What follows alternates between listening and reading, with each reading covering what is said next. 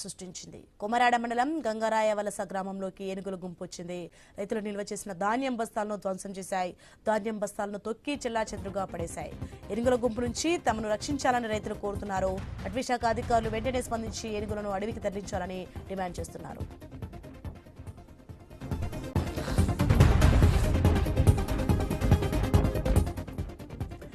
Breaking news చూస్తున్న మన్యం జిల్లాలో ఏనుగుల గుంపు బీభత్సం సృష్టించింది. కొమరాడ మండలం గంగరాయ వలస గ్రామంలోకి ఏనుగుల గుంపు వచ్చింది. రైతులు నిల్వ చేసిన ధాన్యం బస్తాలను ధ్వంసం చేశాయి. ధాన్యం బస్తాలను తొక్కి చెల్లాచెదురుగా పడేశాయి. ఏనుగుల గుంపు నుంచి తమను రక్షించాలని రైతులు కోరుతున్నారు. అటవీశాఖ అధికారులు వెంటనే స్పందించి ఏనుగులకు అడవికి తరలించాలని డిమాండ్ చేస్తున్నారు.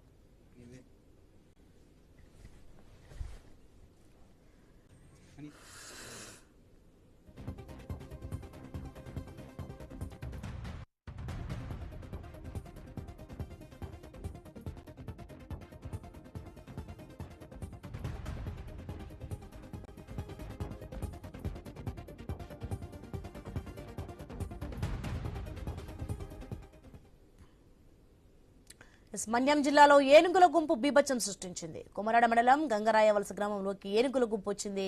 రైతులు నిల్వ చేసిన ధాన్యం బస్తాలను ధ్వంసం చేశాయి. ధాన్యం బస్తాలను తొక్కి చెల్లాచెదురుగా పడేశాయి.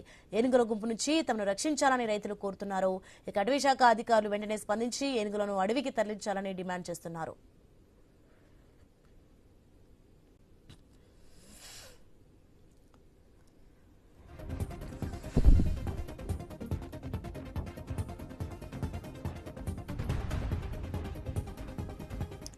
రైట్, ఇదే అంశానికి సంబంధించి మరింత సమాచారం మా ప్రతినిధి రాజు విశాఖ నుంచి ఫోన్ లైన్లో అందిస్తారు.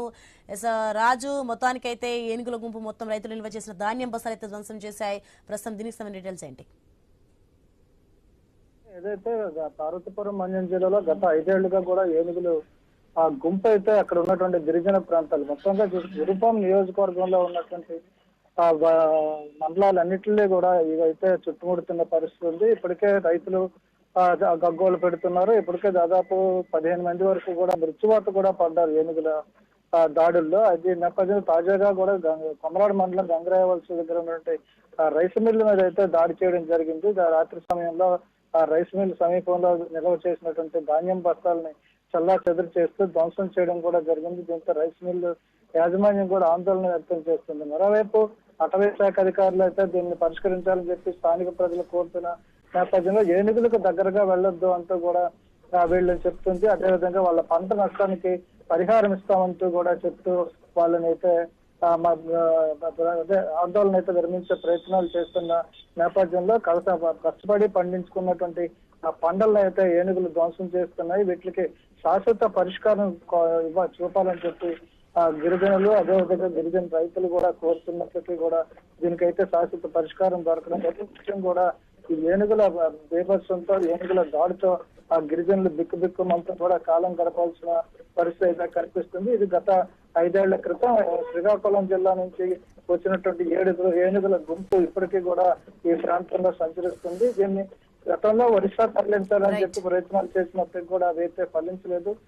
దీంతో దీనికి శాశ్వత పరిష్కారం చూపాలని చెప్పి గిరిజనులు కోరుతున్నారు. రాజు. ఉమ్మడి నెల్లూరు జిల్లా వెంకటగిరి